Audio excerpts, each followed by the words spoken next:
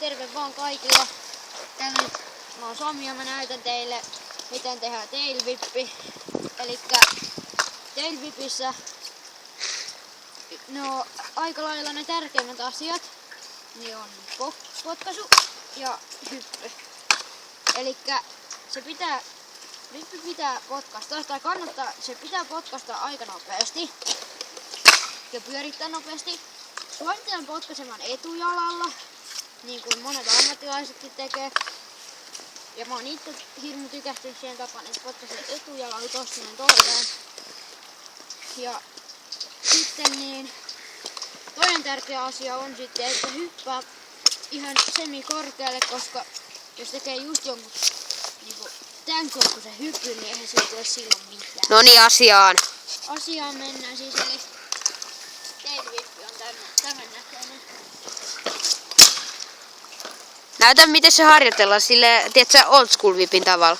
Eli esimerkiksi niinku just old school whippi.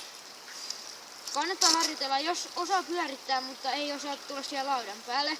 Niin old school whippi on hyvä harjoitus. Eräänlainen hieno nössötemppu. Eli pistät jalan näin maahan ja pomppaat laudan päälle.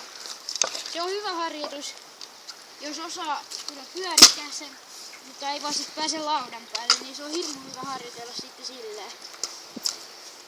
Ja sitten aluksi voi opetella, että hyppää itse vähän sinne, missä lauta tulee.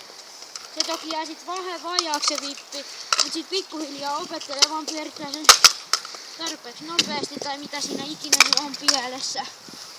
Silleen, että se tulee sit tohon alle. Ja jotkut heittää se silleen, että ne tulee tälleen ländiin. Jotkut taas kätsää sen tästä ilmasta ottaa jalan kiinni. Ja sitten no, mitäs niillä tyylejä onkaan. Se on aika kiva temppu sit kun se oppii ja sitten hyötyy paljonkin. Uudestaan. Eli tälleen.